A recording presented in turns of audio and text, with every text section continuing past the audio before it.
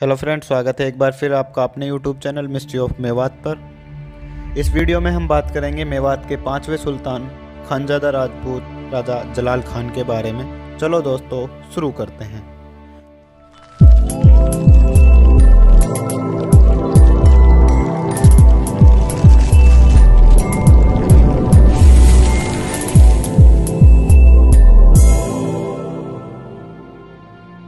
राजा जलाल खान मेवात और खानजादा राजपूत वंश के 5वें सुल्तान थे, जिन्होंने 1422 से 1442 तक मेवात पर राज किया था और इंदौर को अपनी राजधानी बनाया था।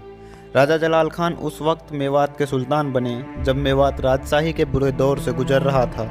खिरिज खान लगातार मेवात पर हमले कर रहा था और मेवात को अपने साम्राज्य में शामिल करना चाहता था।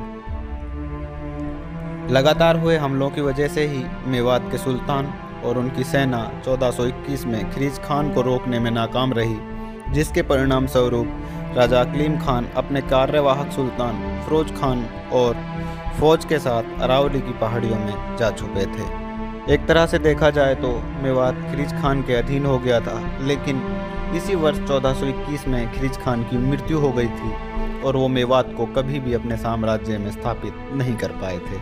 खिरिज खान की मृत्यु के बाद उनके पुत्र मुबारक खान दिल्ली के सुल्तान बने, लेकिन वो अपने पिता के मुकाबले एक कमज़ोर शासक थे। 1422 में अकलीम खान की भी उनके उत्तराधिकारी की स्थापना के बिना ही मृत्यु हो गई थी। अकलीम खान की मृत्यु के बाद जलाल खान, जो कि अकलीम खान के भतीजे थे, वो राजा अकलीम खान के परिजनों में सबसे काबिल और शक्तिशाली शख्स थे, जो उस वक्त घडोली में जागीरदार के रूप में रह रहे थे।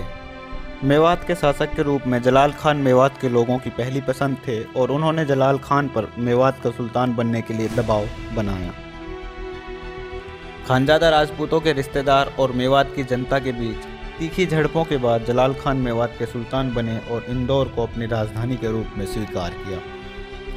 राजा जलाल खान की उसके ऊपर एक कहावत भी काफ़ी मशहूर है, जिसमें वो कहते हैं, हक की घडोली ना हक का इंदौर, जिसमें वो बताना चाहते हैं कि वो घडोली में ही खुश थे, उनको ज़बरदस्ती राजा नहीं बनाना चाहिए था।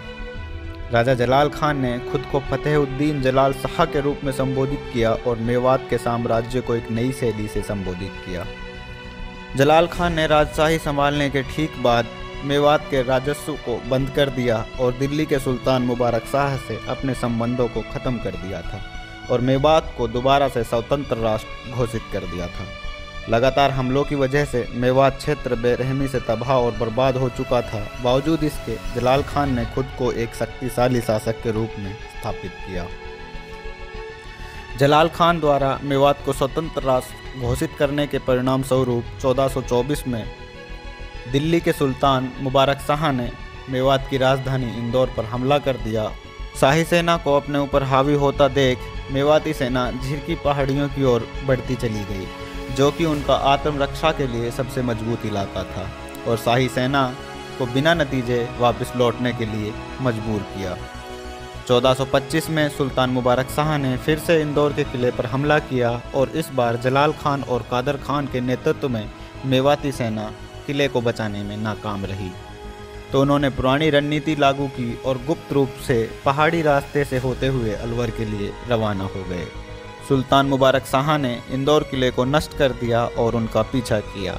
लंबे आक्रमण और रक्षात्मक झड़पों के बाद मेवाती सेना कमज़ोर पड़ गई और आत्मसमर्पण के लिए मजबूर हो गई। मेवातियों की निष्ठा और वार्षिक राजस्व के नियमित भुगतान के वादे के बाद उन्हें माफ़ कर दिया गया और मेवाती सेनापति कादर खान को बंधक बनाकर दिल्ली वापस लाया गया।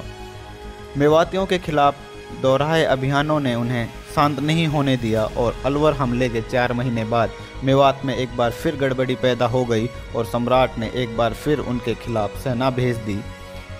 इन टुकड़ियों ने मेवात में आग और तलवार चला दी थी। 1427 में सुल्तान मुबारक शाह राजस्व की किस्त लेने ग्वालियर गए, जहां उन्हें पता चला कि कादर खान उनकी गुप्त सूचना जौनपुर के इब्राहिम शाह को देते थे, जिसके बाद सुल्तान के आदेश पर दिल्ली में उनकी निर्दयता से हत्या कर दी गई।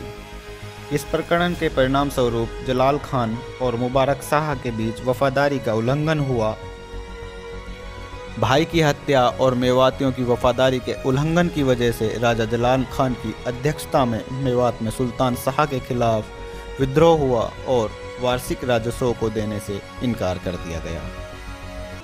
इस सब को देखते हुए 1428 में सुल्तान मुबारक शाह ने अपनी सेना को दोबारा से मेवात के लिए रवाना किया, लेकिन इस बार जलाल खान और उनके साथी अहमद खान और मलिक फखरुद्दीन के नेतृत्व में मेवात की सेना ने शाही सेना को हरा दिया था। इस शर्मनाक हार के बाद सुल्तान मुबारक शाह ने एक बार फिर 1432 में मेवात पर हमला किया और सबसे पहले उसने मेवात के ताउड़ू क्षेत्र को अपने कब्जे में लिया और ताउड़ू में बैठकर आगे की रणनीति तैयार करने लगे, जिसको देखते हुए राजा जलाल खान ने खुद को बड़ी ताकत और सेना के साथ इंदौर किले में बंद कर लिया था और किले को बाहर से आग लगवा दी थी, जिससे किले के अंदर जाने के सारे रास्ते बंद हो गए थे और खुद गुप्त रूप से कोटला की ओर बढ़ गए थे।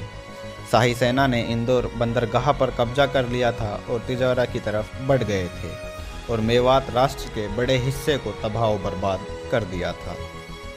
राजा जलाल खान आखिरकार असहाय होकर वापस लौट आए और लगातार हो रही बर्बादी और अपनी मासूम आवाम पर हो रहे जुल्म को देखते हुए सुल्तान मुबारक शाह के समझौते को मान लिया और अपने दंगों की कार्रवाई को छोड़ने का आश्वासन दिया। 1432 में सुल्तान मुबारक शाह की भी मृत्यु हो गई और उनके द्वारा मेवात से किए हुए समझौतों को भी ख़त्म कर दिया गया था। उनकी मृत्यु के पश्चात भी जलाल खान शांत रहे और उन्होंने कभी दिल्ली की तरफ रुख नहीं किया। उसके बाद दिल्ली के सुल्तानों ने फिर दोबारा मेवात पर आक्रमण नहीं किया था। राजा जलाल खान ने अंबर किले को भी फतेह किया था और अपने अधीन कर लिया था, जो उनकी वीरता का एक बहुत अच्छा नमूना है। 1442 में राजा जलाल खान की भी मृत्यु हो गई थी। राजा जलाल खान ने खुद को सबसे वीर योद्धा शासक साबित किया था।